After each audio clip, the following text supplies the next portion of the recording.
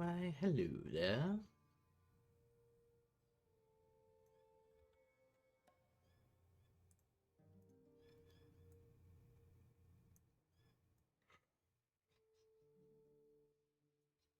Ugh.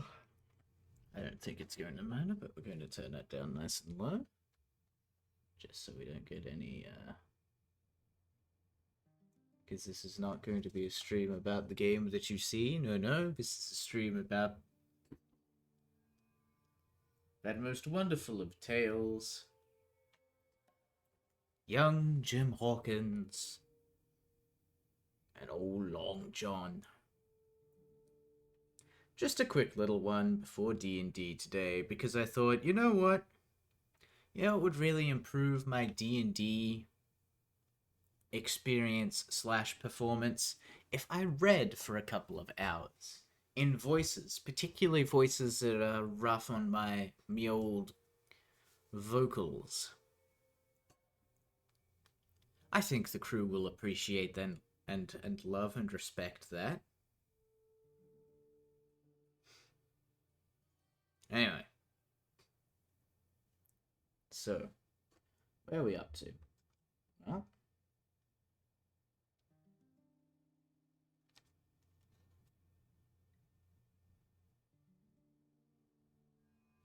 we just finished chapter 10 last time. 10 chapters is a good chunk, I dare say. I wonder how much I'll be able to get through in 2 hours this time. Playing a less action-oriented game. So let's see. Last paragraph. The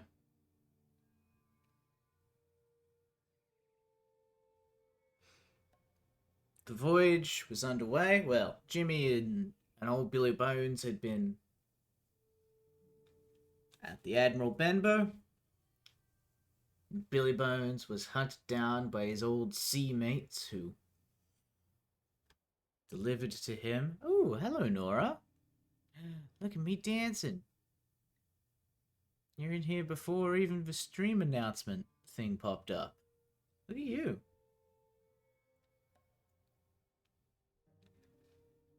So old Billy Bones and young Hawkins hanging out at the Admiral Benbow, getting hunted down by Blind Pew and Black Dog and other such scoundrels. Jimmy takes the map as payment for Billy Bones staying at the inn on account of the Admiral account of Billy Bones falling over stone cold dead, and his good friend and local upstanding citizen Dr. Livesey and Squire Trelawney, both quite interested in the treasure map and endeavor to assist old Jimmy, young Jimmy, in setting sail and finding the treasure. Of course, set sail and find a treasure you need crew, and Squire Trelawney is on top of that, let me tell you. Old Squire Trelawney has found the finest crew you could ever get on the recommendation of a cook that he met on the docks one day. One Long John Silver. Early? Yes. Good morning, Kyoko. I was actually going to do this last night, but I was too tired. But it's nice to see you as well. So we've hired the crew. We got on ship. Captain Smollett is none too pleased, because everybody seems to know. No, Long John Silver is just the man's name. People call him Barbecue.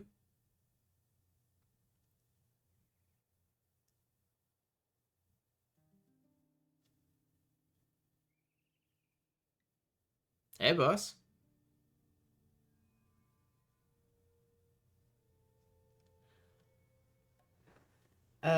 Smollett is, not too happy because everyone seems to know that they're sailing for treasure, and he doesn't like the looks of the crew. But, it seems like things are going well. Unfortunately, that bloody first mate. I don't remember saying fuck me. What?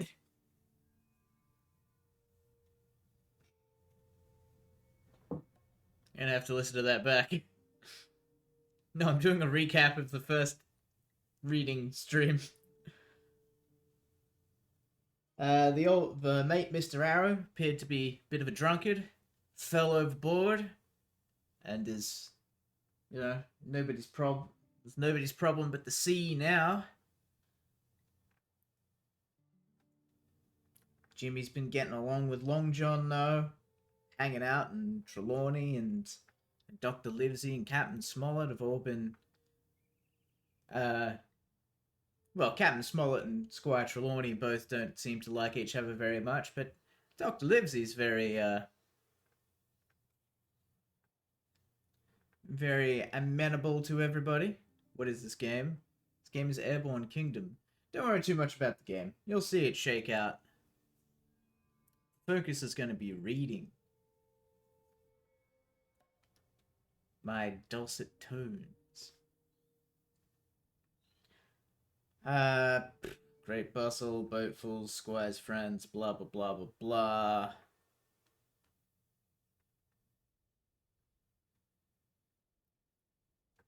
Yep, lots of talk and all that sort of stuff. Basically, we ended last stream with young Jim Hawkins having finished all of his chores and fancying himself an apple. Looked to get himself an apple out of the apple barrel that they had on deck. Of course, he fell into the apple barrel, and on account of the rocking of the ship, it gently lulled him to sleep, and he had a snooze in the barrel on the deck. But he was awoken, and someone leaned against it, and he heard John Silver's voice. And that's where we're going to pick up. Chapter 11, What I Heard in the Apple Barrel. But before we do, let's just get this underway. I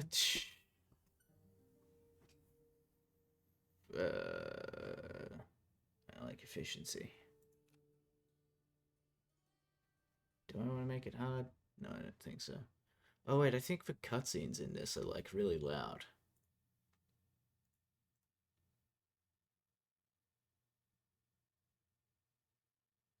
Not that you should be able to hear anything anyway. Yeah, it is. It won't deafen you, but it's louder than I want it to be. But that's fine. There's not a lot of cutscenes. The long and the short of it is, I get to fly this thing around and make people live here.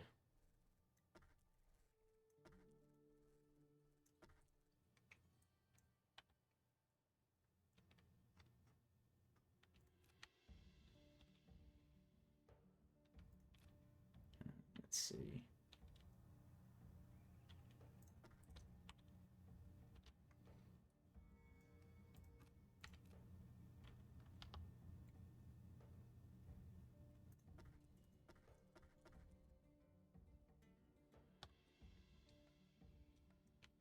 Houses for everybody.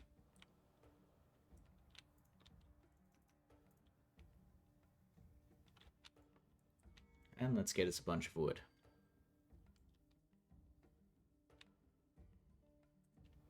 Now, Chapter 11, What I Heard in the Apple Barrel. Oh, no, not I, says Silver. Flint was captain. I was quartermaster, along with my timber leg. Same broadside I lost my leg, old Pew lost his deadlights. Was a master surgeon him that amputated me, out of college and all. Latin by the bucket and what not. But he was hanged like a dog and sun-dried like the rest at Corso Castle. That was Robert's men, that was, and comed of changing names of their ships. Royal Fortune and so on. Now, what a ship was christened, so let her say, I says. So it was with the Cassandra, as brought us all safe home from Malabar, after England took the viceroy of the Indies. So it was the old Walrus, Flint's old ship, as I've seen amuck with the red blood and fit to sink with gold. Ah, cried a voice. That of the youngest hand on board, and evidently full of admiration. It was the flower of the flock that was Flint. Davis was a man too, by all accounts, said Silver. I never sailed along him, first with England, then with Flint, that's my story, and now here on my own account. In a manner of speaking, I laid by 900 safe from England and 2,000 after Flint. After ain't bad for a man before the mast, all safe in bank. 'Tain't earning now, it's saving does it. You may lay to that. Where's all England's men now? I don't know. Where's Flint's? Why, most of 'em on board here. And glad to get the duff. Been begging before that, some of 'em. Old Pew, as had lost his sight, and might have thought shame, spends £1,200 in a year like a lord in Parliament. Where is he now? Well, he's dead now and under hatches. Before two years before that, shiver my timbers, the man was starving. He begged and he stole and he cut throats. And starved at that, by the powers. Oh, well, it ain't much use after all, said the young seaman. 'Tain't much use for fools, you may lay to it, that nor nothing, cried Silver. But now look here, you're young, you are, but you're as smart as paint. I see that when I set my eyes on you, and I'll talk to you like a man. You may imagine how I felt when I heard this abominable old rogue address another in the very same words of flattery as he had used to myself. I think, if I had been able, that I would have killed him through the barrel. Meantime, he ran on, little supposing he was overheard. Here it is about gentlemen of fortune. They lives rough, and they risks swinging, but they eat and drink like fighting cocks, and when a cruise is done, why, it's hundreds of pounds instead of hundreds of farthings in their pockets. Now the most goes for rum and a good fling.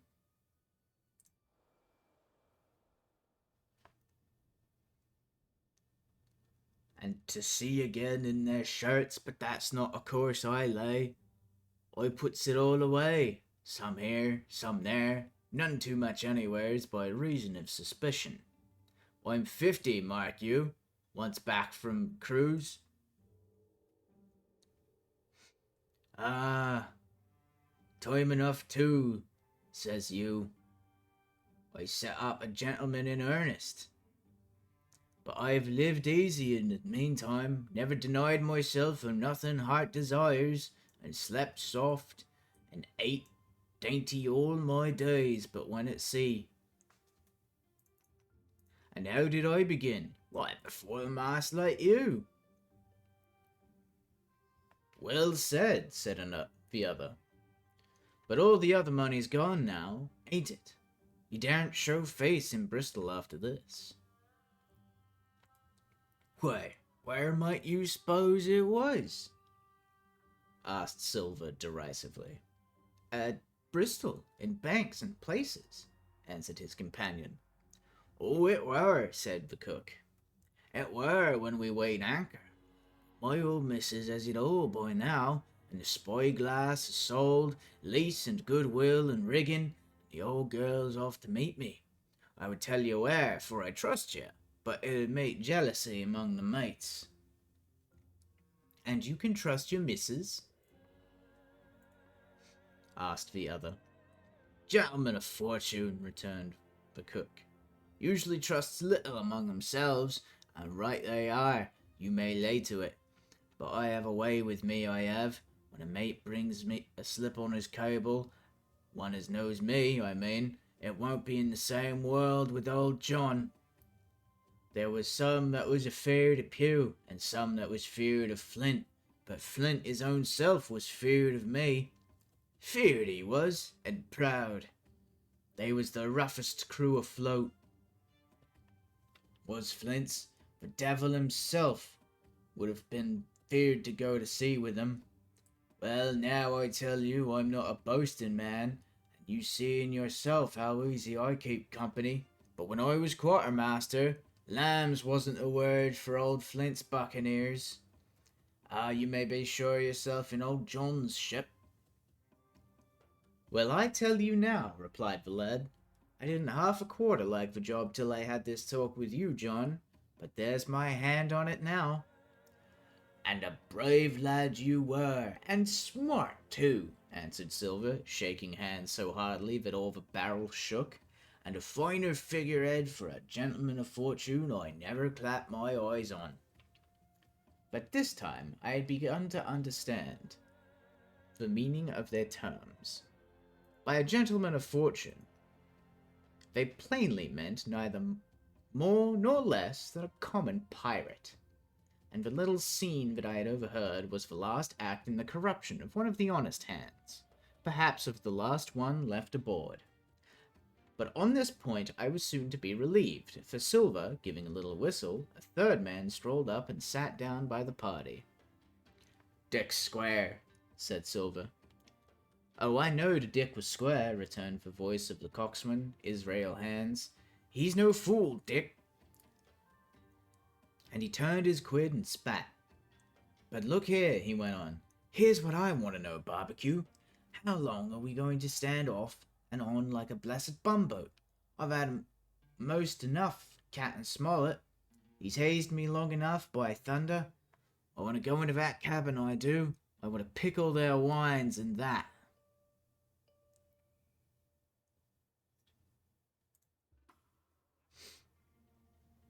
"Israel," said Silver, "your head ain't much account, nor ever was, but you're able to hear, I reckon, leastways your ears is big enough. Now here's what I say. You'll burr forward, you'll live hard, and you'll speak soft, and you may keep sober till I give the word, and you may lay to that, my son." "Well, I don't say no, do I?" growled the coxswain.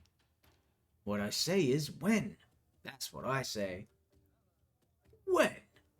By the powers!" cried Silver. "Well now, if you want to know, I'll tell you when. Last moment I can manage, and that's when. He's a first-rate seaman, Captain Smollett, sails a blessed ship for us. Here's this squire and doctor with a map and such. I don't know where it is, do I? No more do you, says you. Well then, I mean this squire and doctor shall find the stuff and help us get it aboard." "By the powers, then we'll see. If I was sure of you all sons of double Dutchmen, I'd have Captain Smollett navigate us halfway back again before I struck." "Why, we're all seamen aboard here, I should think," said the lad, Dick. "We're all fo'c'sle's hands, you mean," snapped Silver. "We can steer a course, but who's to set one? That's what all you gentlemen split on, first and last. If I had my way, I'd have Captain Smollett's workers back into the trades, at least, and we'd have no blessed miscalculations and a spoonful of water a day. but I know a sort you are. I'll finish with 'em at the island as soon's the blunt's on board.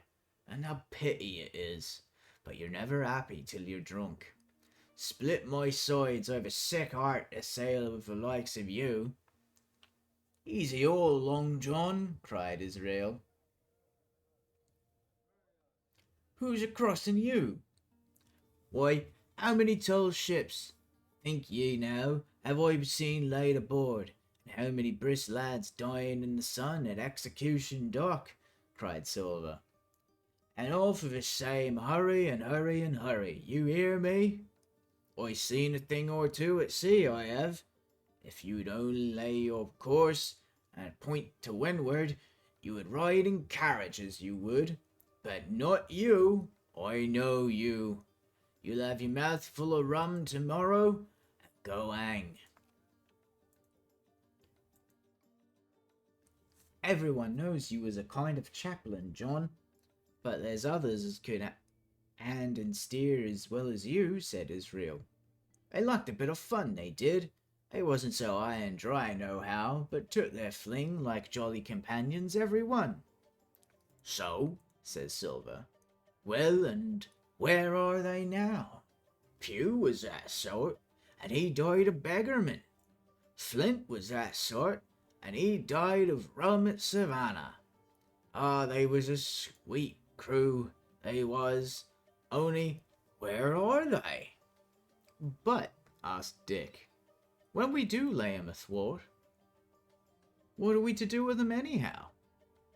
Oh, there's a man for me, cried the cook, admiringly. That's what I call business.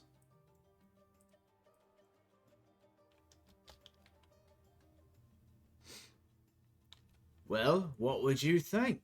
Put 'em ashore like maroons? That would have been England's way. Or cut 'em down like that much pork? That would have been old Flinty or Billy Bones's. Billy was the man for that, said Israel. Dead men don't bite, says he. Well, he's dead now hisself. He knows the long and short on it now. And if ever a rough hand come to port, it was Billy.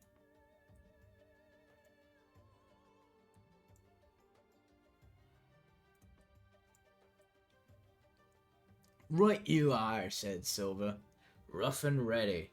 But mark you here, I'm an easy man. I'm quite a gentleman, says you, but this time it's serious. Duty is duty, mates. I give my vote. Death. When I'm in Parliament, riding in my coach, I don't want of these sea-dog lawyers in the cabin a-coming home unlooked for like a devil at prayers. Wait is what I say, but when the time comes, let her rip. John, cries the coxswain, you're a man. Well, you'll say so, Israel, when you see, said Silver. Only one thing I claim. I claim Trelawney. I'll wring his calf's head off his body with these hands, Dick, he added, breaking off. You just jump up like a sweet lad and get me an apple to wet my pipe like. You may fancy the terror I was in. I should have leaped out and run for it if I had found the strength, but my limbs and my heart alike misgave me. I heard Dick begin to rise, and then someone seemingly stopped him, and the voice of Israel Hands exclaimed, Oh, stow that! Don't you go sucking of that bilge, John. Let's have a go of the rum.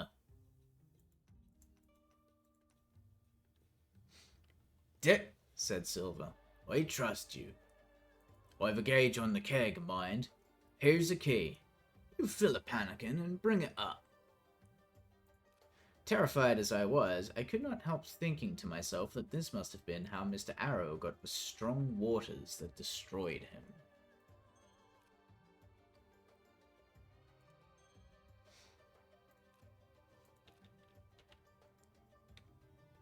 Dick was gone. But a little while, and during his absence, Israel spoke straight on in the cook's ear. But it was a word or two that I could catch, and yet I gathered some important news, for besides other scraps, that tended to the same purpose. This whole clause was audible.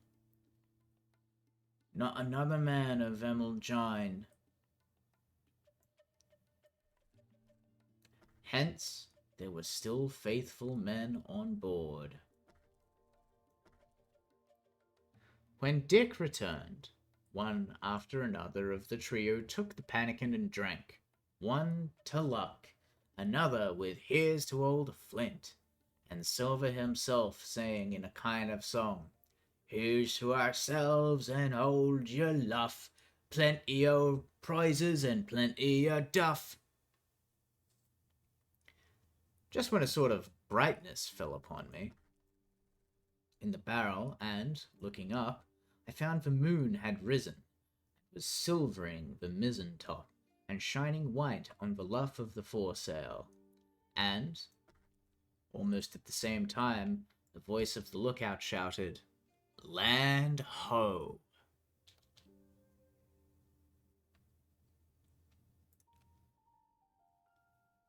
Chapter 12, and I take a little sip.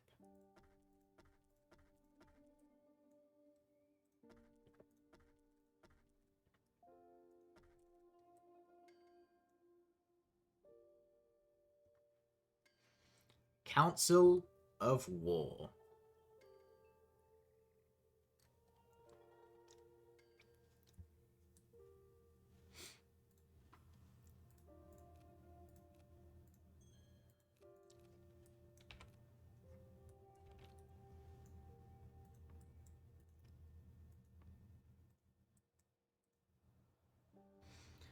There was a great rush of feet across the deck.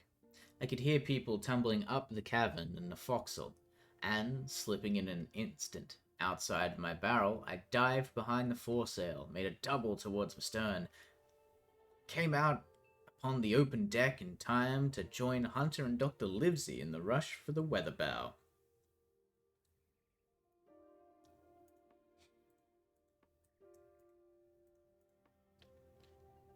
There, all hands were already congregated. A belt of fog had lifted almost simultaneously with the appearance of the moon. Away to the southwest of us, we saw two low hills, about a couple miles apart, and rising behind one of them, a third and higher hill whose peak was still buried in the fog. All three seemed sharp and conical in figure. So much I saw almost in a dream, for I had not yet recovered from my horrid fear of a minute or two before, and then I heard the voice of Captain Smollett issuing orders. The Hispaniola was laid a couple of points nearer the wind, and now sailed a course that would just clear the island on the east. "And now, men," said the captain, when all was sheeted home, "has any one of you ever seen that land ahead?" "I have, sir," said Silver. "I watered there with a trader I was cooking." "The anchorage is on the south, behind an islet, I fancy?" asked the captain. "Yes, sir, Skeleton Island they calls it. It were a main place for pirates once. And a hand we had on board knowed all their names for it. That hill to the nor'ard they calls the Foremast Hill, and there are 3 hills in a row running south'ard, foremain and mizzen, sir. But that main, that's a big un, with a cloud on it. They usually calls the Spyglass by reason of a lookout they kept when they was in anchorage cleaning. For it's there they clean their ships, sir, asking your pardon." "I have a chart here," says Captain Smollett. "See if that's the place." Long John's eyes burned in his head as he took the chart, but by the fresh look of the paper, I knew he was doomed to disappointment. This was not the map we found in Billy Bones' chest, but an accurate copy, complete in all things, names and heights and soundings, with the single exception of the red crosses and the written notes.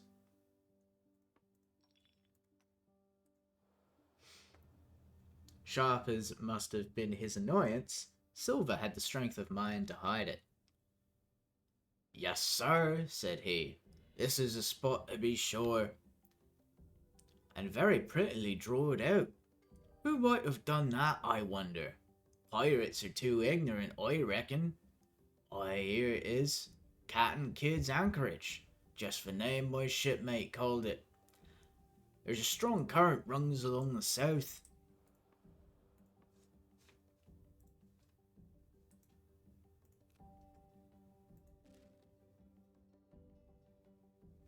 And then away nor'ard up the west coast. Right you was, sir, says he, to haul your wind and keep the weather of this island. Leastways, if you such was your intention as to enter and careen, there ain't no better place for that than these waters.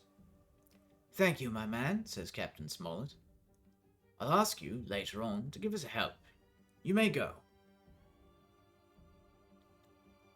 I was surprised at the coolness with which John avowed his knowledge of the island, and I own I was half frightened when I saw him drawing nearer to myself. He did not know, to be sure, that I had overheard his counsel from the apple barrel, and yet I had by this time taken such a horror of his cruelty, duplicity, and power that I could scarce conceal a shudder when he laid his hand upon my arm. Ah, says he, this here is a sweet spot, this island, a sweet spot for a lad to get ashore on. You'll bathe and you'll climb trees and you'll hunt goats, you will, and you'll get aloft on them hills like a goat yourself. Why, makes me young again. I was going to forget my timber leg, I was. It's a pleasant thing to be young and have 10 toes, and you may lay to that.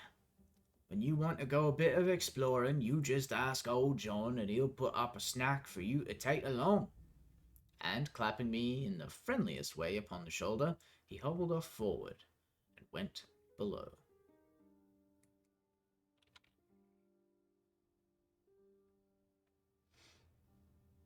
Captain Smollett, the squire, and Dr. Livesey were talking together on the quarter-deck, and, anxious as I was to tell them my story,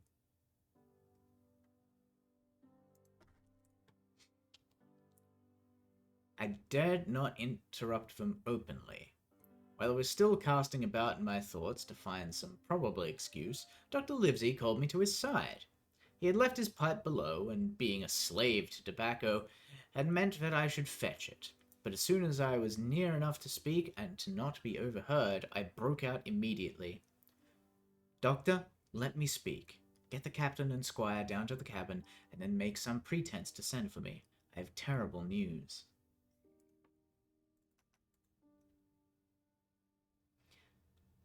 The doctor changed countenance a little, but next moment he was a master of himself. Thank you, Jim, said he, quite loudly. That was all I wanted to know, as if he had asked me a question. And with that, he turned on his heel and rejoined the other two. They spoke together for a little, and though none of them started or raised his voice, or so much as whistled, it was plain enough that Dr. Livesey had communicated my request, for the next thing that I heard was the captain giving an order to Job Anderson, and all hands were piped on deck. My lads, said Captain Smollett, I've a word to say to you. This land that we've sighted is the place that we've been sailing for. Mr. Trelawney, being very open-handed gentleman, as we all know, has just asked me a word or two. As I was able to tell him that every man on board had done his duty, alow and aloft, so I never asked to see it done better, why, he and I and the doctor are going below to the cabin to drink to your health and luck, and you'll have grog served out for you to drink our health and luck. I'll tell you what I think of this. I think it handsome, and if you think as I do, you'll give a good sea cheer for the gentleman that does it. A cheer followed. That was a matter of course, but it rang out so full and hearty that I confessed I could hardly believe these same men were plotting for our blood.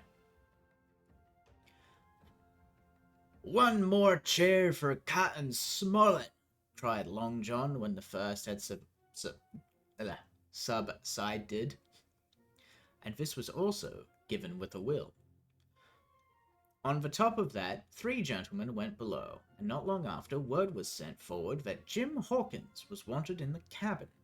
I found them all 3 seated around the table, a bottle of Spanish wine and some raisins before them, and a doctor smoking away, with his wig on his lap, and that, I knew, was a sign he was agitated. The stern window was open, for it was a warm night, and you could see the moon shining behind the ship's wake.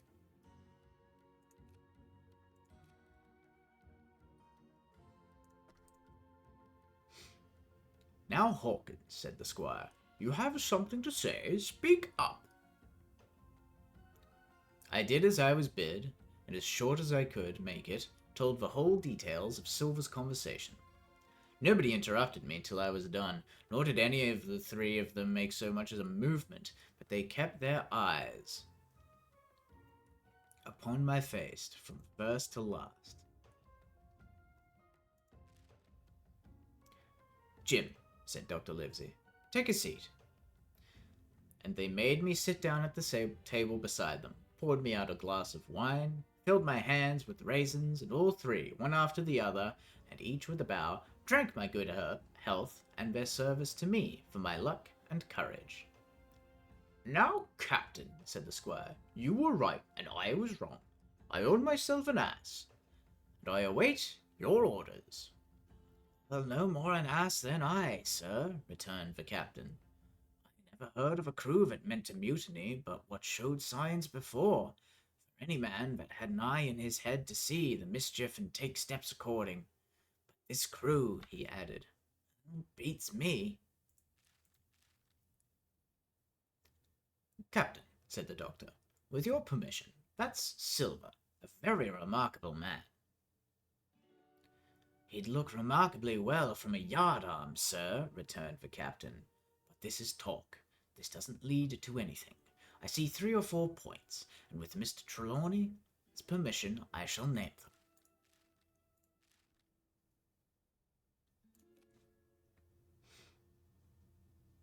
"You, sir, are the captain. It is for you to speak," says Mr. Trelawney, grandly. "First point," began Mr. Smollett. "We must go on, because we can't turn back. If I gave the word to go about, they would rise at once. Second point, we have time before us, at least, until this treasure's found."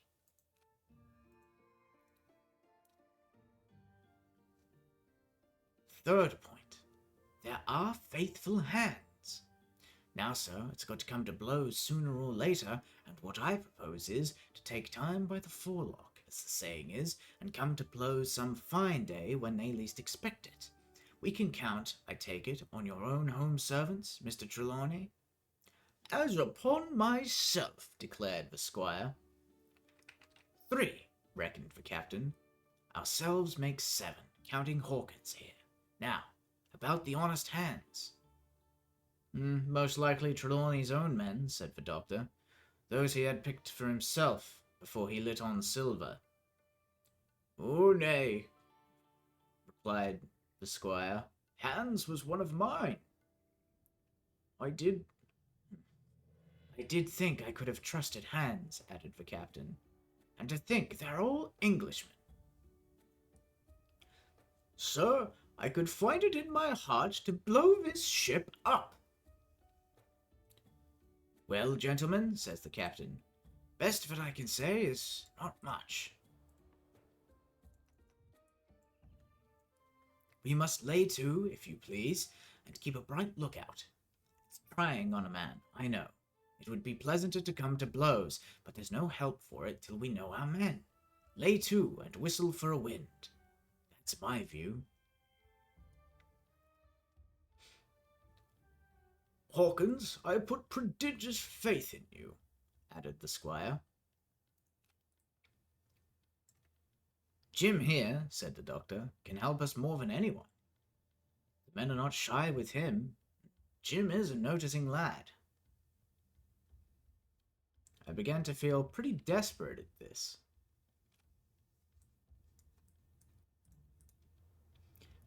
For I felt altogether helpless, and yet, by an odd train of circumstances, it was indeed through me that safety came. In the meantime, talk as we pleased, there was only 7 out of 26 on whom we knew we could rely. And out of these 7, one was a boy, so that the grown men on our side were 6 to their 19.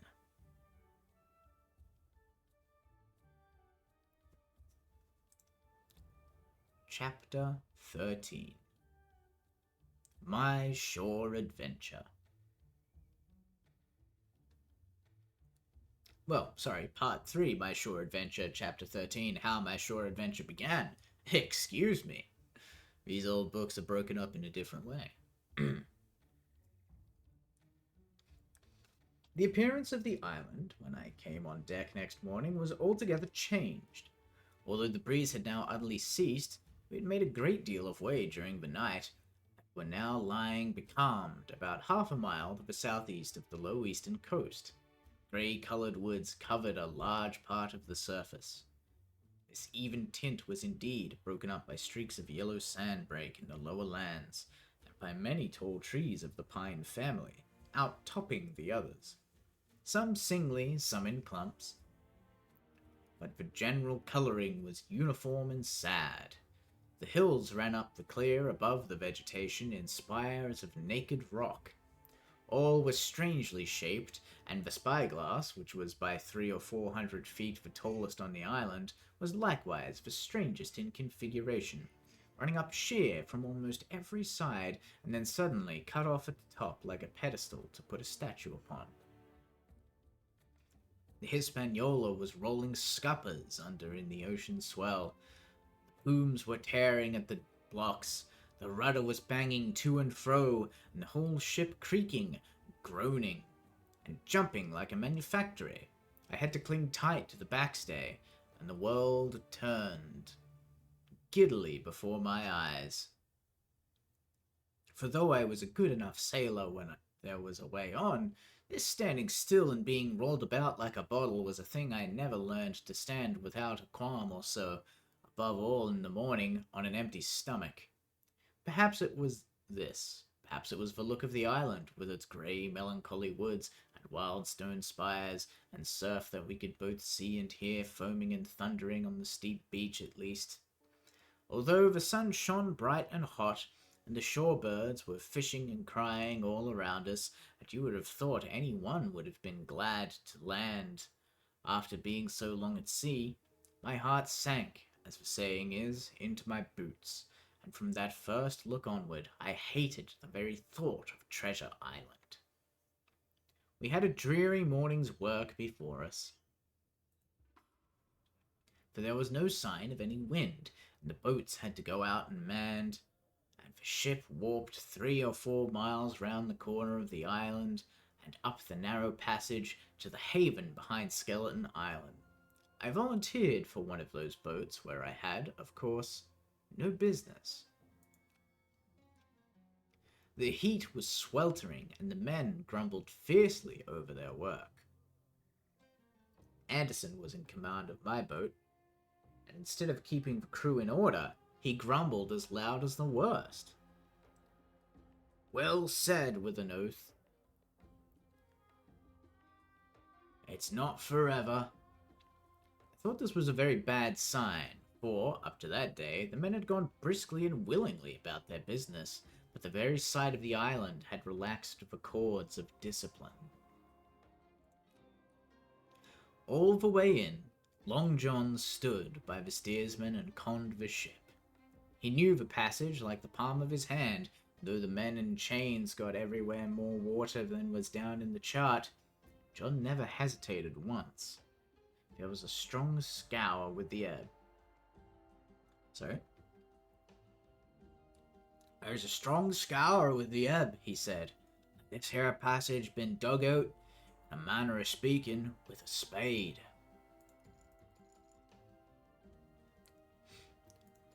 We brought up just where the anchor was in the chart, about 1/3 of a mile from each shore, the mainland on one side and Skeleton Island on the other. The bottom was clean sand. The plunge of our anchor sent up clouds of birds wheeling and crying over the wood, but in less than a minute they were down again, and all were once more silent. place was entirely landlocked, buried in woods, the trees coming right down to high water mark, the shores mostly flat, and the hilltops standing round at a distance in a sort of amphitheatre. One here, one there. Two little rivers, or rather two swamps, emptied out into this pond, as you might call it, and the foliage round that part of the shore had a kind of poisonous brightness.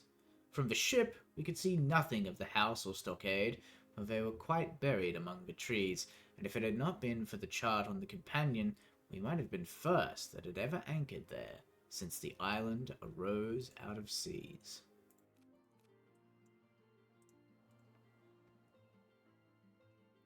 There was not a breath of air moving, nor a sound but that of the surf booming half a mile away along the beaches and against the rocks outside.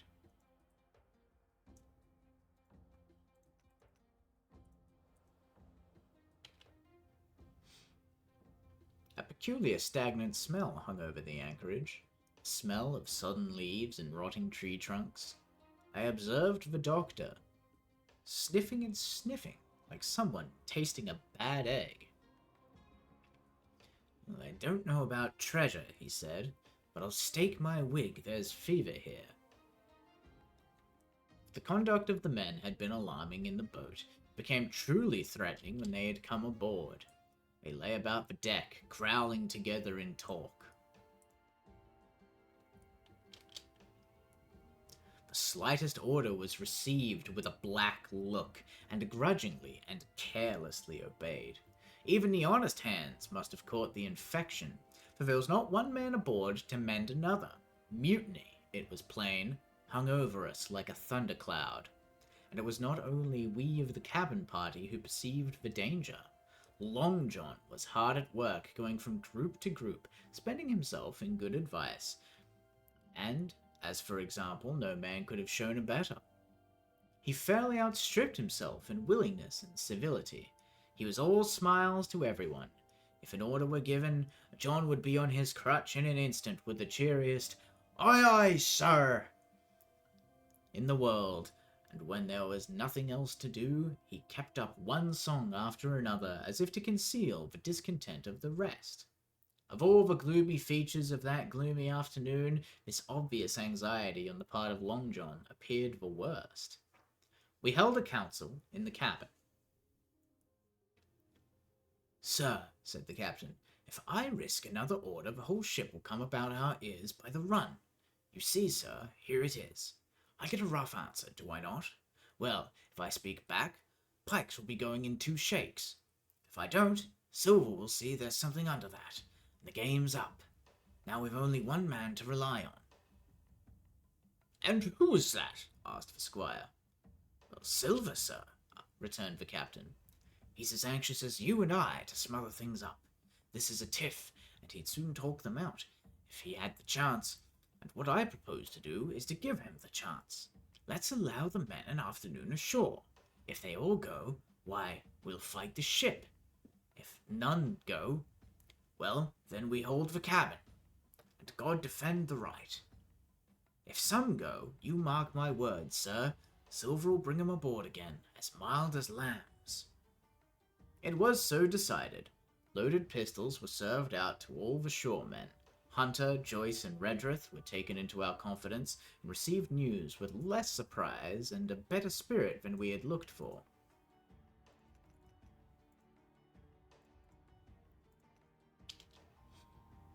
And then the captain went on deck and addressed the crew.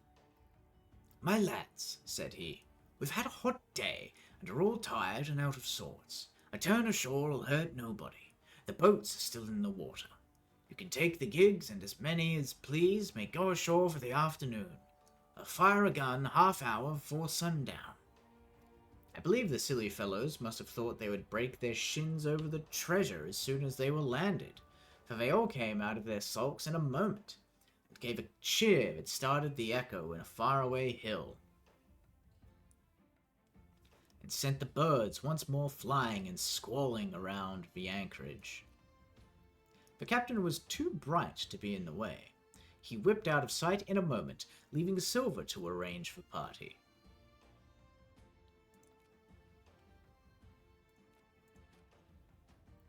I fancy as that it was as well he did so.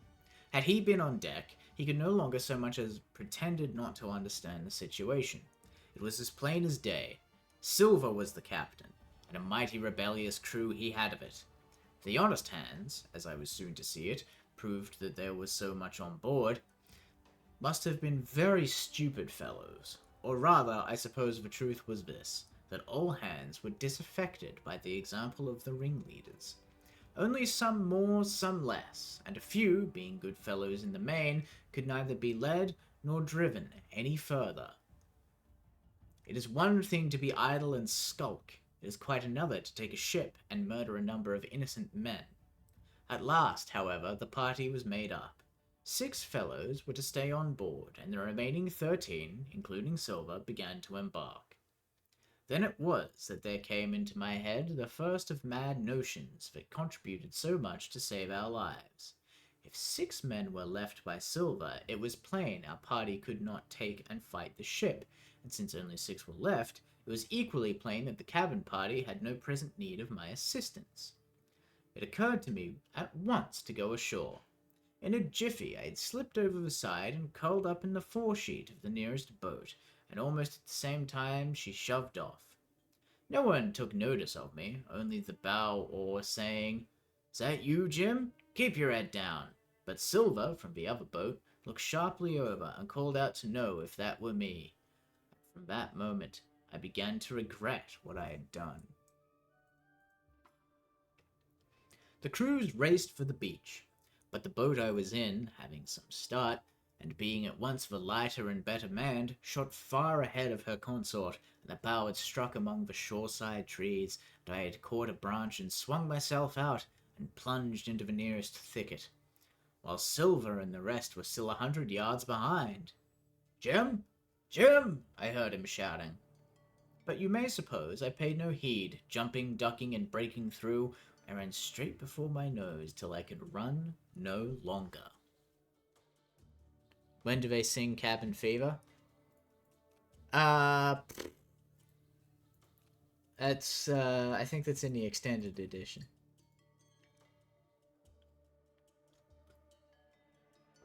Look, say what you will, that song is a fucking banger. I still sing it, alright?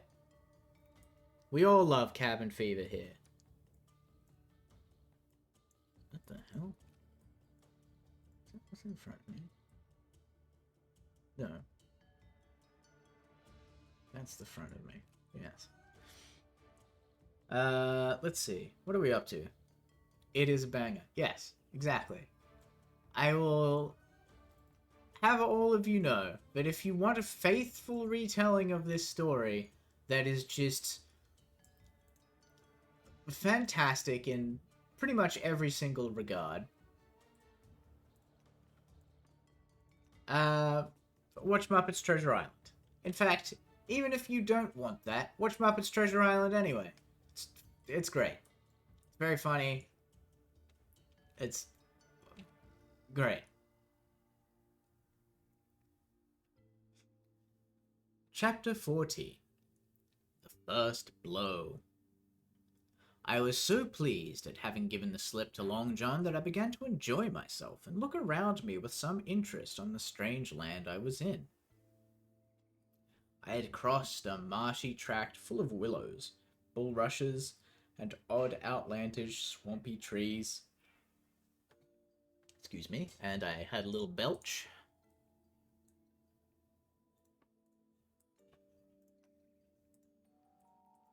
Oh, we're getting a visit from the dog. You'll give me just 2 seconds.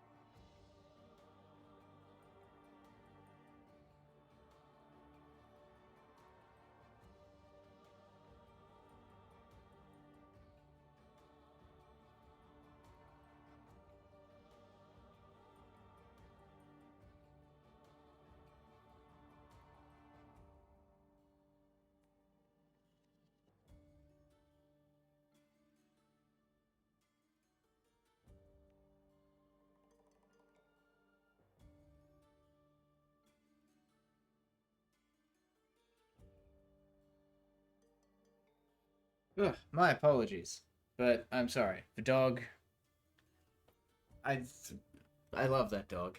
She's beautiful and sweet and ah. So, Jimmy's board is finally on the Treasure Island TMCR Kermit the Frog. I'd crossed a marshy tract full of willows, bulrushes, and odd outlandish swampy trees, and I had now come out upon the skirts of an open piece of undulating, sandy country about a mile long, dotted with a few pines and a great number of contorted trees, not unlike the oak in growth, but pale in foliage like willows. On the far side of the open stood one of the hills, with two quaint, craggy peaks shining vividly in the sun. I now felt for the first time the joy of exploration. The isle was uninhabited. My shipmates I had left behind, and nothing lived in front of me but dumb brutes and fowls. I turned hither and thither among the trees. Here and there flowering plants, unknown to me. Here and there I saw snakes, and one raised his head from a ledge of rock and hissed at me with a noise not unlike the spinning of a top. Little did I suppose that he was a deadly enemy, and that the noise was the famous rattle.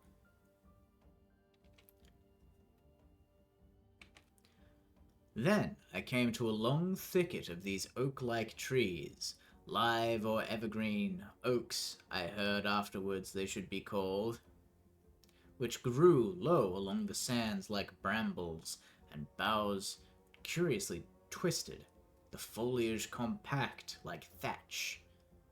The thicket stretched down from the top of one of the sandy knolls, spreading and growing taller as it went, until it reached the margin of the broad, reedy fen, through which the nearest of the little rivers soaked its way into the anchorage. The marsh was steaming in the strong sun, and the outline of the spyglass trembled through the haze. All at once there began to go ashore of bustle among the bulrushes. A wild duck flew up with a quack. Another followed, and soon over the whole surface of the marsh a great cloud of birds hung screaming and circling in the air. I judged at once that some of my shipmates must be drawing near along the borders of the fen, nor was I deceived, for soon I heard the very distant and low tones of human voice, which, as I continued to give ear, grew steadily louder and nearer. This put me in a great fear, and I crawled under cover of the nearest live oak, and squatted there, hearkening, as silent as a mouse. Another voice answered, and then the first voice, which I now recognized to be Silver's, once more took up the story and ran on for a long while in a stream, only now and again interrupted by the others. By the sound they must have been talking earnestly, and almost fiercely, but no distinct word came to my hearing. At last the speakers seemed to have paused, and perhaps to have sat down.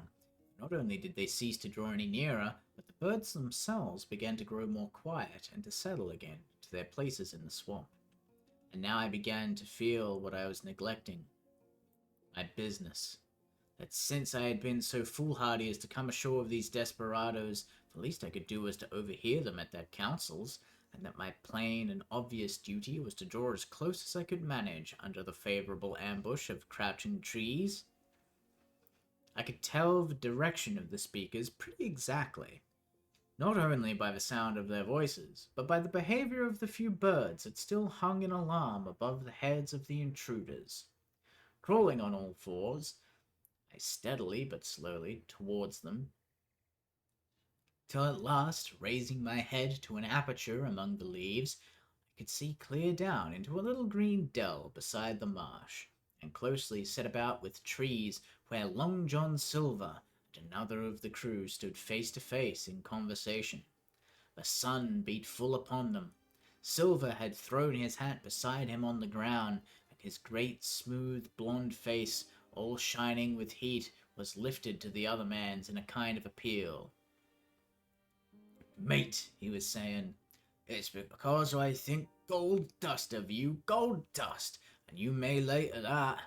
If I hadn't took to you like Petch, do you think I'd have been here a warning of you? All's up, you can't make nor mend. It's to save your neck that I'm a speaking, and if one of the wild uns knew it, where I'd be. Tom, now tell me, where'd I be? Silver, said the other man. And I observed he was not only red in the face, but spoke as hoarse as crow, and his voice shook too, like a taut rope. Silver, he says, you're old and you're honest, or has the name for it, and you've money too, which lots of poor sailors hasn't, and you're brave, or I'm mistook, and will ye tell me you'll let yourself be led away with that kind of a mess of swabs? Not you. As sure as God sees me, I'd sooner lose my hand if I turn against my duty. And then, all of a sudden, he was interrupted by a noise. I had found one of the honest hands. Well, here at the same moment came news of another. Far away, out in the marsh, there arose, all of a sudden, a sound like the cry of anger, then another on the back of it, and then one horrid, long-drawn scream, rather. The rocks of the spyglass re-echoed it a score of times. The whole troop of marsh birds rose again, darkening heaven with simultaneous whir, and long after that death yell, still ringing in my brain, silence had re-established its empire, and only the rustle of the redescending birds and the boom of distant surges disturbed the languor of the afternoon.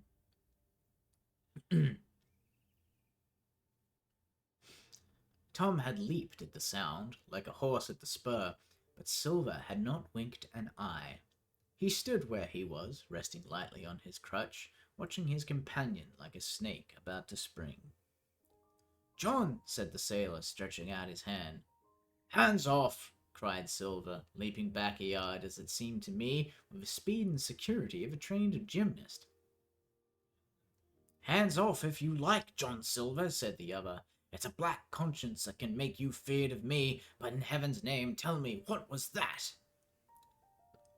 That, returned Silver, smiling away, but warier than ever, his eye a mere pinpoint in his big face, but gleaming like a crumb of glass. That? Oh, I reckon that'll be Alan.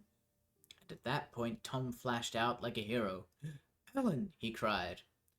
Then rest his soul for a true seaman, and as for you, John Silver, long you've been a mate of mine. But you're a mate of mine no more. If I die like a dog, I'll die in my duty. You've killed Alan, haven't you? Kill me too if you can, but I defies you. And with that, this brave fellow turned his back directly on the cook and set off walking for the beach, but he was not destined to go far. With a cry, John seized the branch of a tree, whipped the crutch out of his armpit, and sent that uncouth missile hurtling through the air. It struck poor Tom, point foremost, and with stunning violence, right between his shoulders, in the middle of his back. His hands flew up. He gave a sort of gasp and fell. Whether he were injured much or little, or none could ever tell. Like enough to judge from the sound, his back was broken on the spot, but he had no time given him to recover. Silver, agile as a monkey, even without leg or crutch, was on top of him next moment and had twice buried his knife up to the hilt in that defenseless body. From my place of ambush, I could hear him pant aloud as he struck the blows. I do not know what it rightly is to faint, but I do know that for the next little while, the whole world swam away from before me in a whirling mist. Silver and the birds, and the tall spyglass atop the hill, going round and topsy-turvy before my eyes, and all manners, bells ringing and distant voices shouting in my ear. When I came again to myself, the monsters had pulled himself together. His crutch under his arm, his hat upon his head. Just before him, Tom lay motionless upon the sward. But the murderer minded him not a whit, cleansing his blood-stained knife, the while upon a wisp of grass.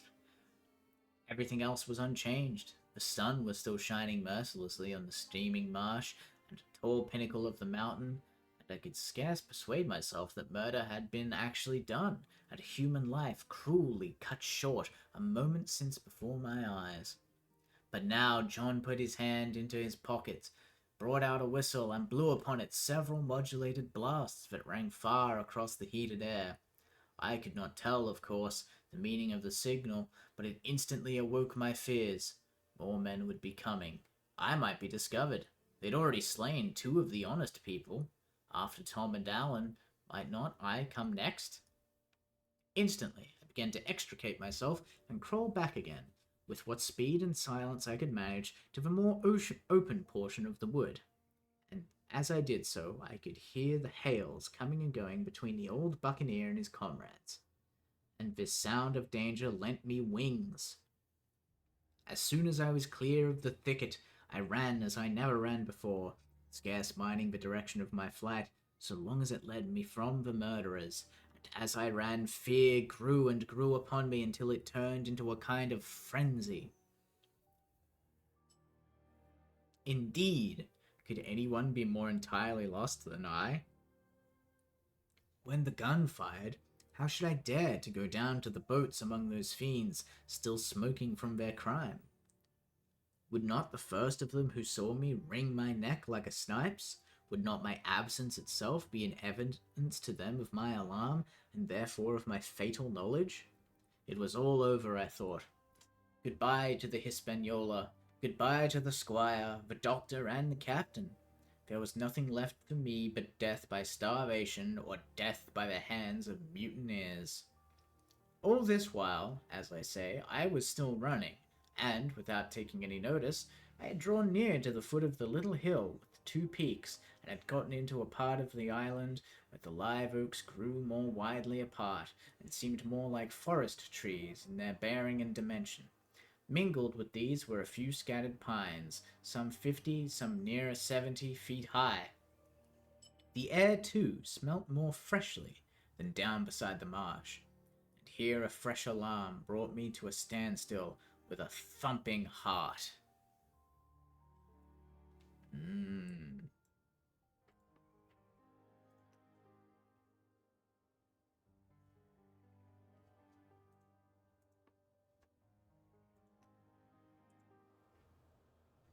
Chapter 15.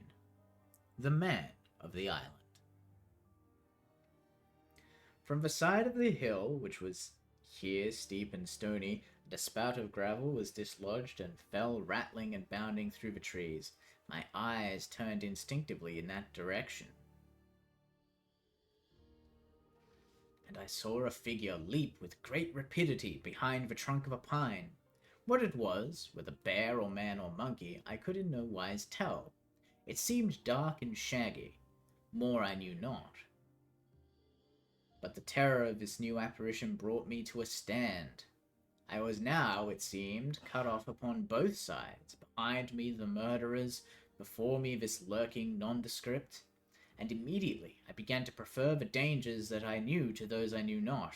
Silver himself appeared less terrible in contrast with this creature of the woods, and I turned on my heel, and looking sharply behind me over my shoulder, began to retrace my steps in the direction of the boats. Instantly the figure reappeared, and, making a wide circuit, began to head me off. I was tired at any rate, but had I been as fresh as when I rose, I could see it was in vain for me to contend in speed with such an adversary.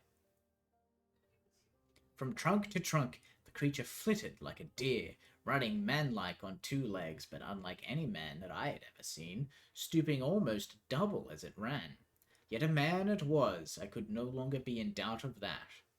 I began to recall what I had heard of cannibals. I was within an ace of calling for help, but the mere fact that he was a man, however wild, had somewhat reassured me that my fear of Silver began to revive in proportion. I stood still, therefore, and cast about for some method of escape, and as I was so thinking, the recollection of my pistol flashed into my mind. As soon as I remembered I was not defenseless, courage glowed again in my heart, and I set my face resolutely for this man of the island and walked briskly towards him. He was concealed by this time behind another tree trunk, but he must have been watching me closely. For as soon as I began to move in his direction, he reappeared and took a step to meet me. Then he hesitated, drew back, came forward again, and at last, to my wonder and confusion, threw himself on his knees and held out his clasped hands in supplication. At that, I once more stopped. "Who are you?" I asked. "Oh, Ben Gunn," he answered. His voice sounded hoarse and awkward, like a rusty lock. "I'm poor Ben Gunn, I am, and I haven't spoken with a Christian these 3 years." I could see now that he was a white man like myself, and that his features were even pleasing. Ugh. Jesus fucking Christ. His skin, wherever it was exposed, was burnt by the sun. Even his lips were black, and his fair eyes looked quite startling in so dark a face. Of all the beggar men that I had seen or fancied, he was the chief for raggedness.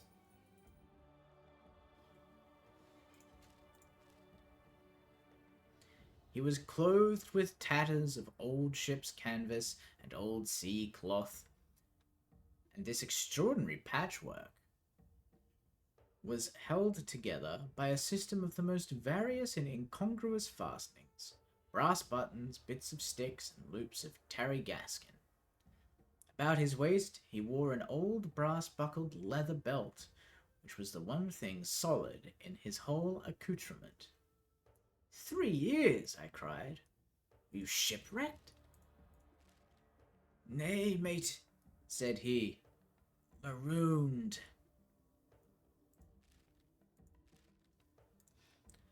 I had heard the word, and knew it stood for a horrible kind of punishment, common enough among the buccaneers, in which the offender is put ashore with a little powder and shot, and left behind on some desolate, distant island.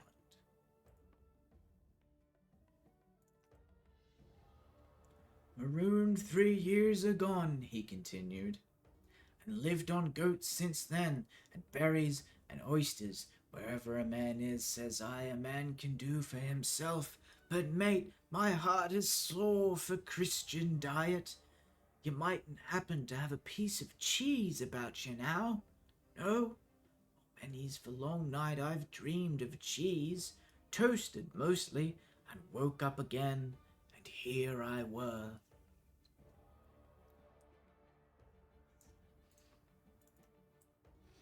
All this time he'd been feeling the stuff of my jacket, smoothing my hands, looking at my boots, and generally, in the intervals of his speech, showing a childish pleasure in the presence of a fellow creature.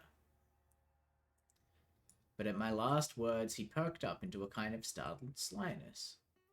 If ever you can get aboard again, says you, he repeated. Why, now, who's to hinder you?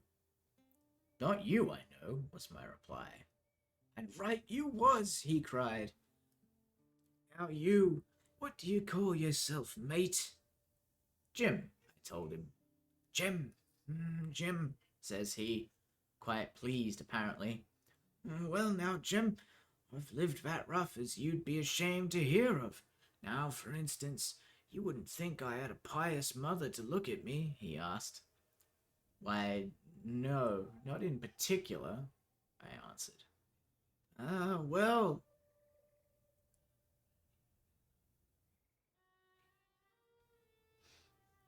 said he, but I had a remarkable pious, and I was a civil pious boy, and could rattle off my catechism that fast as you couldn't tell one word from another. And here's what it come to, Jim, and it began with Chuck Farthing on the blessed gravestones. That's what it begun with, but it went further than that, and so my mother told me and predict. The whole she did, the pious woman, but it were Providence that put me here. And and I've thought it all out here in this lonely island, and I'm back to piety. You can't catch me tasting rum so much, but just a thimbleful for luck. And of course, first chance I have, I'm bound I'll be good, and I see the way too. And Jim, looking all round and lowering his voice to a whisper, I'm rich. I now felt sure that the poor fellow had gone crazy in his solitude.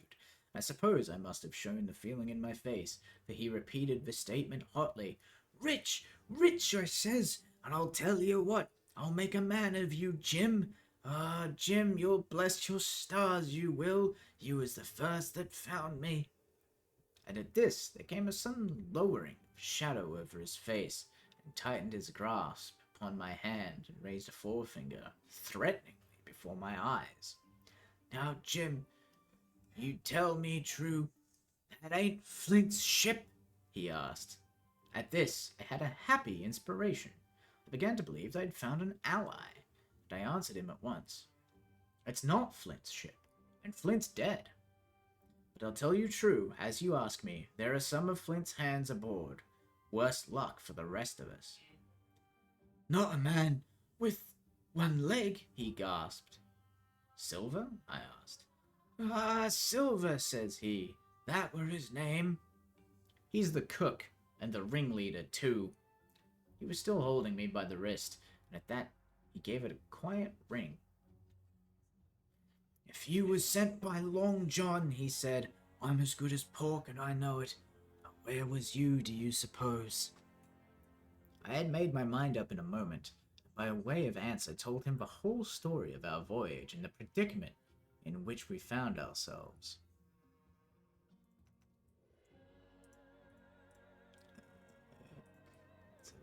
There's gotta be something good over there. I had made up my mind in a moment. Told him the predicament we found ourselves.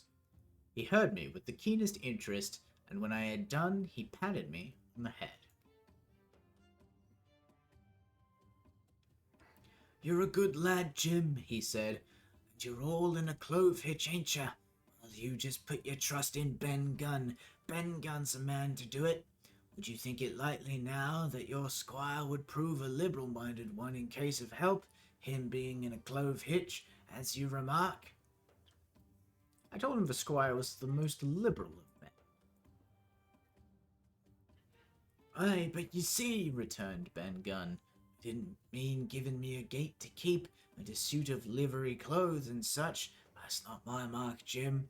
What I mean is, would he be likely to come down to the tune of, say, £1,000 out of money that's as good as man's own already? I'm sure he would, said I. As it was, all hands were to share. And a passage home, he added, with a look of great shrewdness. What? I cried. The squire's a gentleman. And besides, if we got rid of the others, we should want you to help work the vessel home. Ah, he said, so you would, and he seemed very much relieved. Now I'll tell you what, he went on. So much I'll tell you, no more. I were in Flint's ship when he buried the treasure, he and 6 along, 6 strong seamen. They was ashore nigh on a week, and us standing off on the old Walrus. One fine day up went the signal, and here come Flinty by himself in a little boat, and his head done up in a blue scarf. The sun was getting up, and mortal white he looked about the cutwater. But there he was, you mind, and the 6 all dead, dead and buried. How he done it, not a man aboard us could make out. It was battle, murder, and sudden death leastways, him against 6. Billy Bones was the mate. Long John, he was quartermaster. They asked him where the treasure was. Ah, says he, you can go ashore if you like, and stay, he says. But as for the ship, she'll be up for more, by thunder. And that's what he said. Well, I was in another ship 3 years back, and we sighted this island. Boys, said I, here's Flint's treasure. Let's land and find it. The captain was displeased at that, but my messmates were all of a mind and landed. 12 days they looked, and every day they had the worst word for me, until one fine morning all hands went aboard. As for you, Benjamin Gunn, says they, here's a musket, they says, and a spade and pickaxe. You can stay here and find Flint's money for yourself, they says.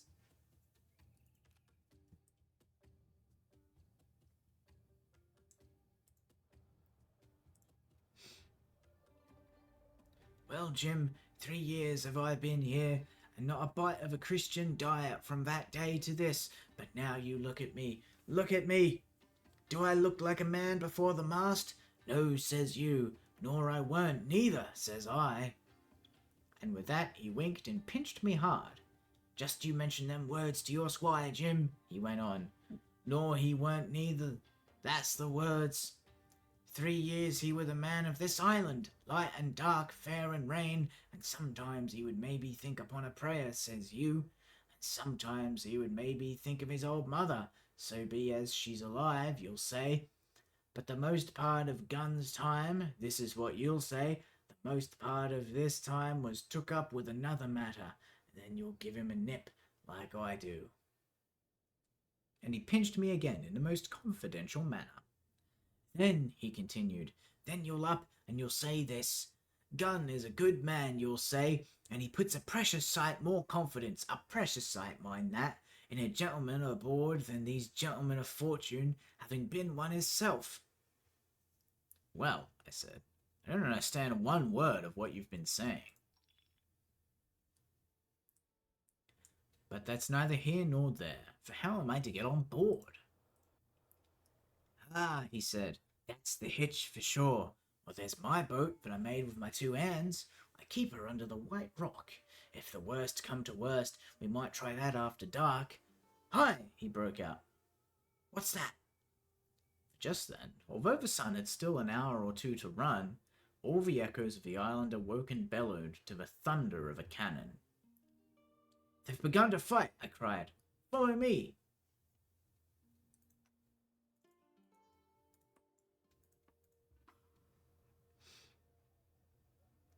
And I began to run towards the anchorage, my terrors all forgotten, while close at my side the Moon Man in his goatskin trotted easily and lightly. Left, left, says he. Keep to your left hand, mate Jim, under the trees with you. Here's where I killed my first goat. They don't come down here now. They're all mast-headed on them mountain for fear of Benjamin Gunn. Ah, and here's the cemetery. Cemetery he must have meant. Ah, sorry, here's the Setamary. He must have meant cemetery. You see the mounds? I come here and prayed, nows and thens, when I thought maybe a Sunday would be about due.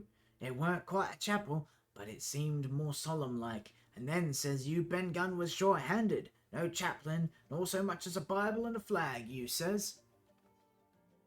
So he kept talking as I ran, neither expecting nor receiving any answer. The cannon shot was followed, after a considerable interval, by a volley of small arms. Another pause, and then, not a quarter of a mile in front of me, I beheld the Union Jack, fluttering in the air above a wood. What a lovely little adventure we're on. Good old Ben Gunn, probably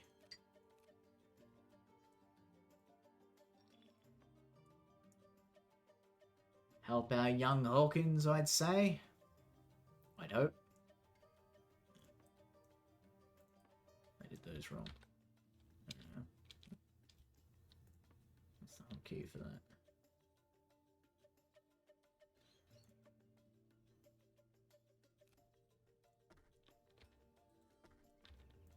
There we go.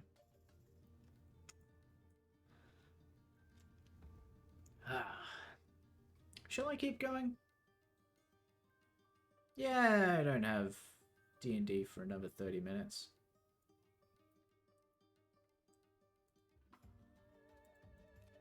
Yeah, I already visited these people. Could use some extra wood. Sure.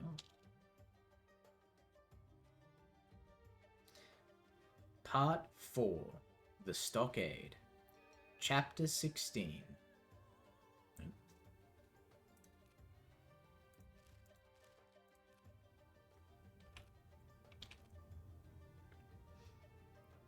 Narrative continued by the Doctor. How the ship was abandoned. It was about 1:30, 3 bells in the sea phrase, that the 2 boats went ashore from the Hispaniola. The captain, the squire, and I were talking matters over in the cabin. Had there been a breath of wind, we should have fallen on the 6 mutineers who were left aboard with us, slipped our cable, and away to sea, but the wind was wanting, and to complete our helplessness, down came Hunter with the news that Jim Hawkins had slipped into a boat and gone ashore with the rest. It never occurred to us to doubt Jim Hawkins, but we were alarmed for his safety. With the men in the temper they were in, it seemed an even chance if we should see the lad again. We ran on deck. The pitch was bubbling in the seams. The nasty stench of the place turned me sick. If ever a man had smelt fever and dysentery, it was in that abominable anchorage. The 6 scoundrels were sitting grumbling under a sail in the forecastle. Ashore we could see the gigs made fast and a man sitting in each, hard by where the river runs in. One of them was whistling Lillibullero. Waiting was a strain, and it was decided that Hunter and I should go ashore with the jolly boat in quest for information. The gigs I had leaned to their right, but Hunter and I pulled straight in their direction of the stockade upon the chart. The 2 who were left guarding their boats seemed in a bustle at our appearance. Lillibullero stopped off, but I could see the pair discussing what they ought to do. Had they gone and told Silver, all might have turned out differently, but they had their orders, I suppose, and decided to sit quietly where they were and hark back again to Lillibullero. Oh. There was a slight bend in the coast, and I steered so as to put it between us. Even before we landed, we had thus lost sight of the gigs. I jumped out and came as near as running as I durst, with a big silk handkerchief under my hat for coolness' sake, and a brace of pistols ready, primed for safety. I had not gone 100 yards when I reached the stockade. This was how it was. A spring of clear water rose almost at the top of a knoll. Well, on the knoll, and enclosing the spring, they had clapped a stout log house to hold 20 of people on a pinch, and loopholed for musketry on either side. All round this they had cleared a wide space, and then the thing was completed by a paling 6 feet high, without door or opening, too strong to pull down without time and labor, and too open to shelter for besiegers. The people in the log house had them in every way. They stood quiet in shelter and shot the others like partridges. All they wanted was a good watch and food. For short of a complete surprise, they might have held the place against a regiment.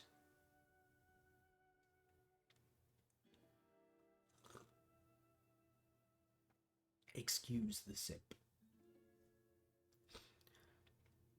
What particularly took my fancy was the spring. For though we had a good enough place of it in the cabin of the Hispaniola, with plenty of arms and ammunition, and things to eat and excellent wines, there had been one thing overlooked. We had no water. I was thinking this over when we came ringing over the island the cry of a man at the point of death. I was not new to violent death. I have served His Royal Highness the Duke of Cumberland, and got a wound myself at Fontenoy. But I know my pulse went dot at carry one. Jim Hawkins is gone, is my first thought. It is something to have been an old sailor, but more still to have been a doctor. There is no time to dilly-dally in our work, so now I made up my mind instantly, and with no time lost, turned to the shore and jumped on board the jolly boat. By good fortune, Hunter pulled a good oar. We made the water fly, and the boat was soon alongside, and I aboard the schooner. I found them all shaken, as was natural. The squire was sitting down, white as a sheet, thinking of the harm he had led us to, the good soul. and one of the 6 forecastle hands was little better.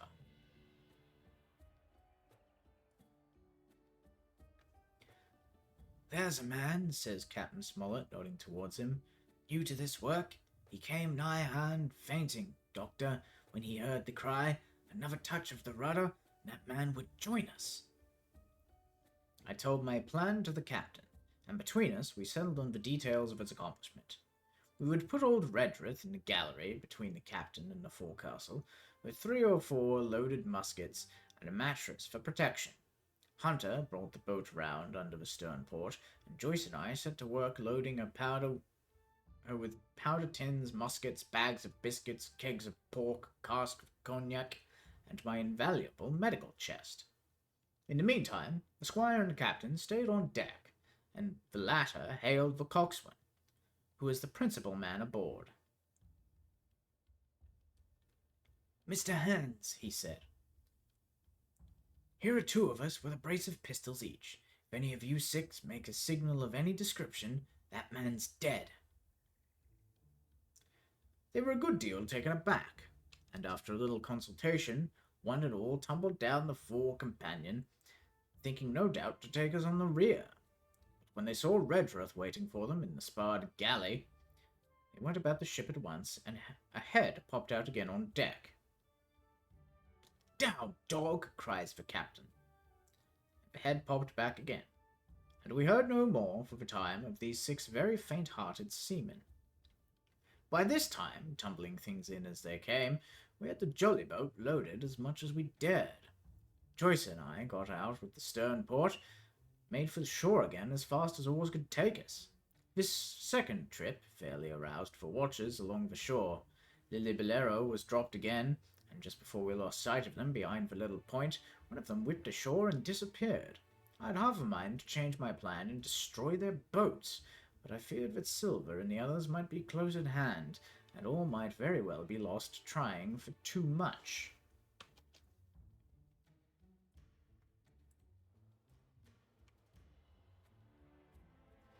We had soon touched land in the same place as before, and set to provision the blockhouse. All 3 made the first journey, heavily laden, and tossed our shores over the palisade. Then, leaving Joyce to guard them, 1 man, to be sure, but with a half-dozen muskets, Hunter and I returned to the jolly boat and loaded ourselves once more. So we proceeded, without pausing to take a breath, till the whole cargo was bestowed.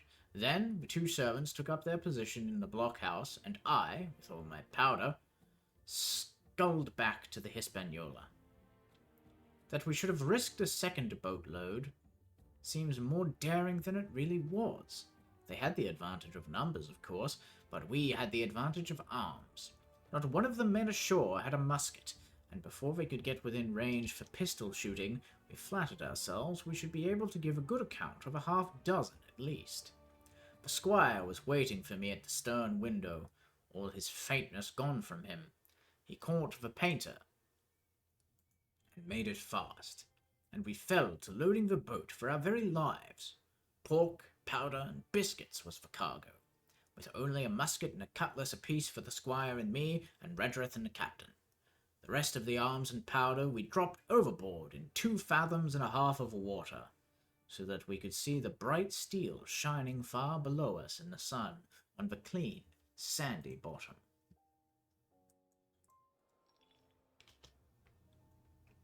By this time, the tide was beginning to ebb, and the ship was swinging round to her anchor. Voices were heard faintly hallooing in the direction of the 2 gigs, and though this reassured us for Joyce and Hunter, who were well to the eastward, it warned our party to be off. Redruth retreated from his place in the galley, and dropped into the boat, which we then brought round to the ship's counter to be handier for Captain Smollett. "Now, men," he said, "do you hear me?" There was no answer from the forecastle. "It's to you, Abraham Gray. It's to you I am speaking." Still no reply. "Gray," resumed Smollett, a little louder, "I'm leaving this ship, and I order you to follow your captain. I know you're a good man at bottom, and I dare say not one of the lot of you's as bad as he makes out. I have my watch here in my hand. I give you 30 seconds to join me. There was a pause. Come, my fine fellow, continued the captain. Don't hang so long in stays. I'm risking my life and the lives of these good gentlemen every second. There was a sudden scuffle, a sound of blows. Out burst Abraham Gray with a knife cut on the side of his cheek and came running to the captain like a dog to the whistle. I'm with you, sir, says he. And the next moment, he and the captain had dropped aboard, and we had shoved off and given way. We were clear out of the ship, but not yet ashore in our stockade.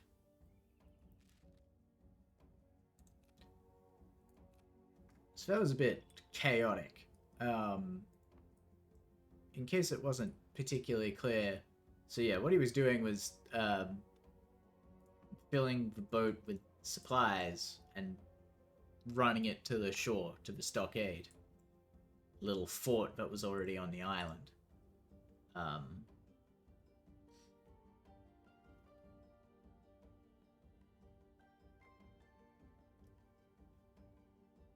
Basically, they decided that staying on the ship was pointless, particularly because they had the mutineers on there with them. So yeah, they ran ashore. They're gonna run ashore and take refuge in the little fort. A stockade is basically, it's just like, how would I describe it? It's gonna have like one or two little buildings. It's not very big, you know?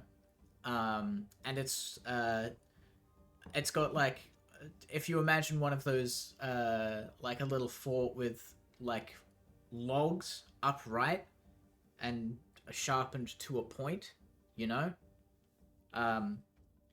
It's very much the sort of thing you just make out of wood, you know? It's not a...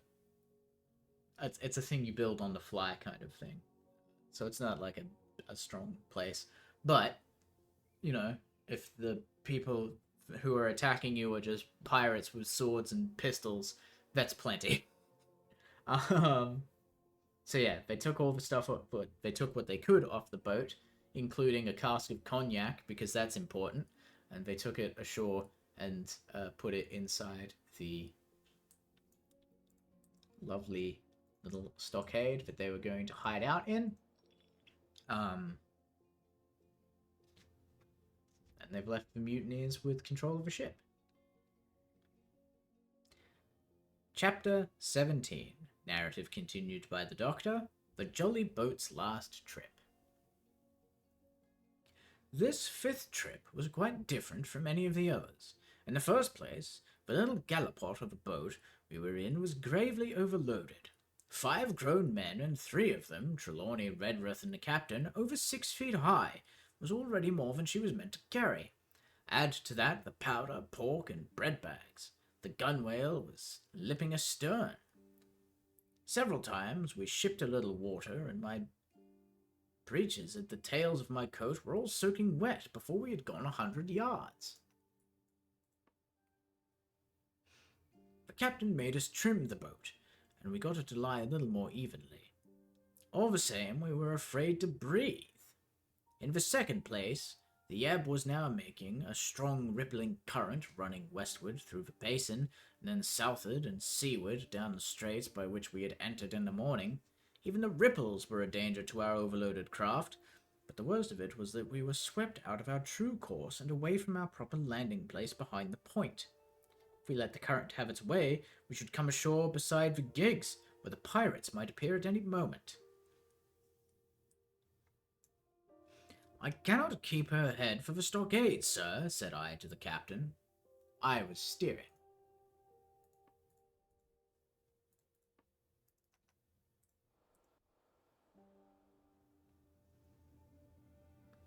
While he and Redruth, 2 freshmen, were at the oars. The tide keeps washing her down. Could you pull a little stronger? Well, not without swamping the boat, said he. You must bear up, sir, if you please.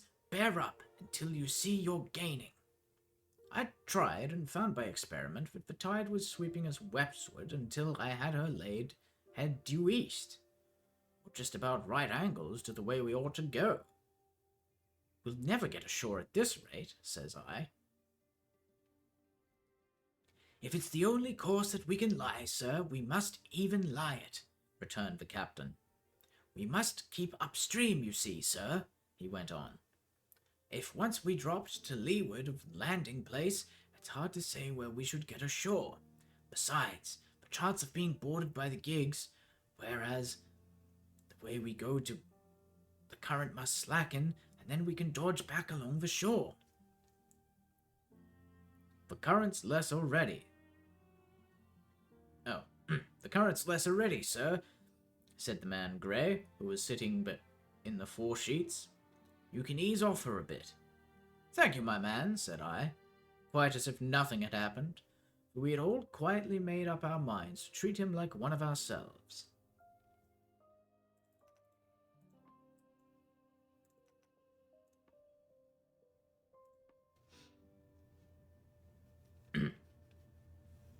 Suddenly, the captain spoke up again, and I thought his voice a little changed.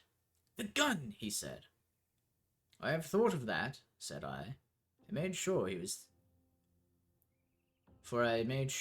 thinking of a bombardment of the fort. They could never get the gun ashore. If they did, they could never haul it through the woods. Look astern, Doctor, replied the captain. We'd entirely forgotten the Long Nine, and there, to our horror, were 5 rogues busy about her, getting her off jacket, as they called the stout tarpaulin, cover what? 5 rogues busy about her, getting off her jacket, as they called the stout tarpaulin cover under which she sailed. Not only that, but it flashed into my mind at the same moment that the round shot and the powder for the gun had been left behind, and a stroke with an axe would put it all into possession of the evil ones aboard. Israel was Flint's gunner, said Grey, hoarsely. At any risk, we put the boat's head direct for the landing place. By this time, we had got so far out of the run, the current, that we kept steerage way even out at our necessarily gentle rate of rowing, and I could keep her steady for the goal. But the worst of it was that, with the course I now held, we turned our broadside instead of our stern to the Hispaniola, and offered a target like a barn door. I could hear as well as see that brandy-faced rascal Israel Hands plumping down a round shot on the deck. Who's the best shot? Asked the captain. Oh, Mr. Trelawney, out and away, says I. Mr. Trelawney, will you please pick me off one of those men, sir? Hands, if possible, said the captain. Trelawney was as cool as steel.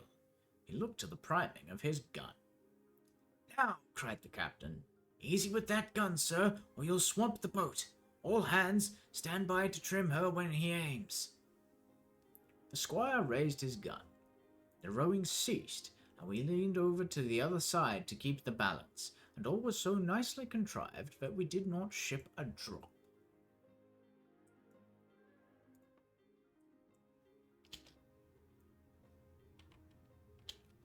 They had the gun, by this time, slewed round upon the swivel, and Hans, who was at the muzzle of the rammer, was in consequence the most exposed. However, we had no luck, for just as Trelawney fired, down he stooped. The ball whistled over him. It was one of the other 4 who fell. The cry he gave was echoed, not only by his companions on board, but by a great number of voices from the shore, and looking in that direction, I saw the other pirates trooping out from among the trees and tumbling out into their places in the boats. Give way, then, cried the captain. We mustn't mind if we swamp her now. If we can't get ashore, all's up.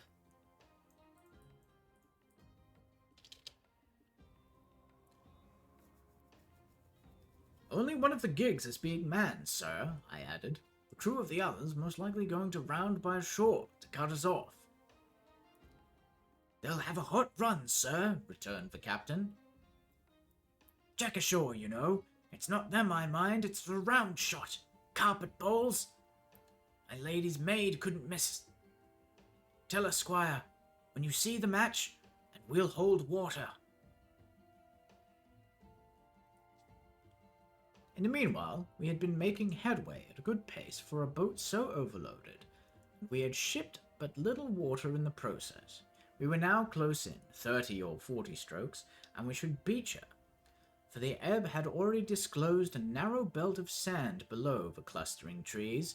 The gig was no longer to be feared.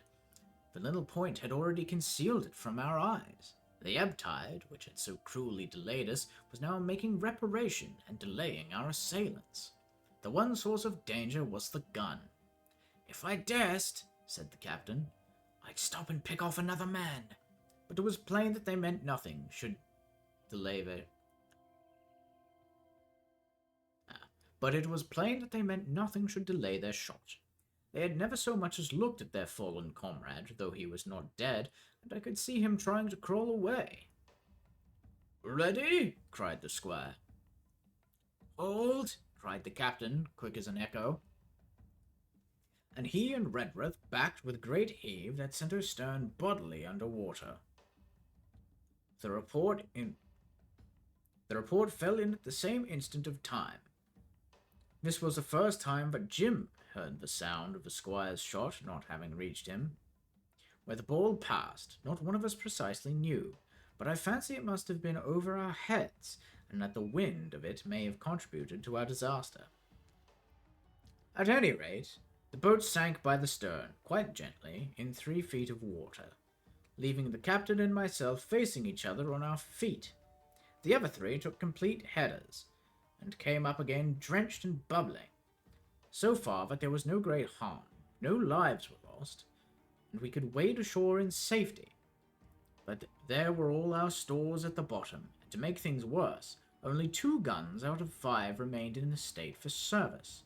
Mine I had snatched from my knees and held over my head by a sort of instinct. As for the captain, he had carried his over his shoulder by a bandolier, and, like a wise man, lock uppermost. The other 3 had gone down with the boat. To add to our concerns, we heard voices already drawing near us in the woods along the shore, and we not only the danger of being cut off from the stockade in our half-crippled state, but the fear before us whether if Hunter and Joyce were attacked by a half-dozen, they would have had the sense and conduct to stand firm. Hunter was steady, that we knew. Joyce was a doubtful case. A pleasant, polite man for a valet and to brush one's clothes, but not entirely fitted as a man of war. With all of this in our minds, we waded ashore as fast we could, leaving behind us the poor jolly boat, and a good half of all our powder and provisions. Chapter 18. The end of the first day's fighting, but also the end of stream, for I have places to be. Wasn't that fun? So we found the island. Jimmy's gone on shore and met old Ben Gunn. Silver has killed an honest man. What else?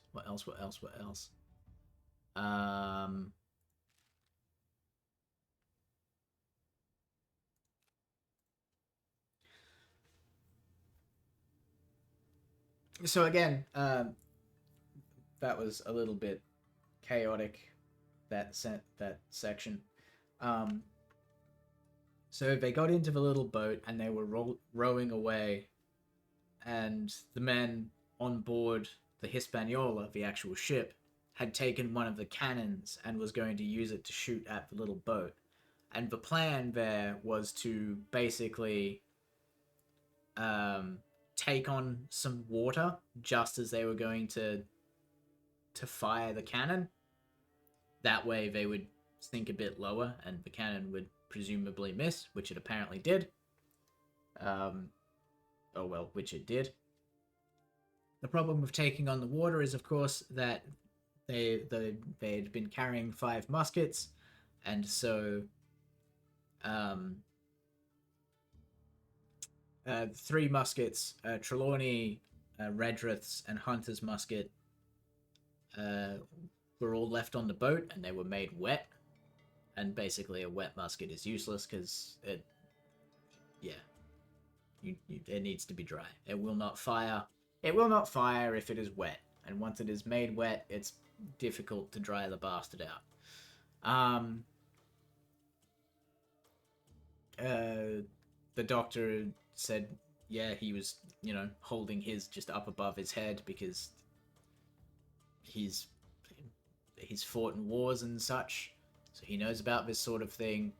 And the captain was wearing it. So he said he was wearing it lock side up. That basically means that, like, the butt of the gun and the firing mechanism is up at his shoulder, and the barrel of the gun is like down, pointing down at the ground. That's just good practice anyway. But in case of like it getting wet, none of the important like mechanisms or anything get wet. It's just the tip of the thing. So they're making for the stockade. We'll find out what happens next time. I'm enjoying this. It's been a while since I've done reading, and this has been fun. And I'm glad that you folks are hanging out. I know this is not the most visually... Well, actually, no. This is a very visually pretty game. I love this game. This is nice and relaxing and chill, and it looks wonderful. I do know that not a lot sort of happens, though, you know? It's very much just... Oh, look, it's a little... Anyway. I gotta fuck off. I got things to do. So thank you all very much for lurking, chatting, watching from the far off future of 2002. You're all lovely, and I appreciate having you all here, listening to me run my voice ragged.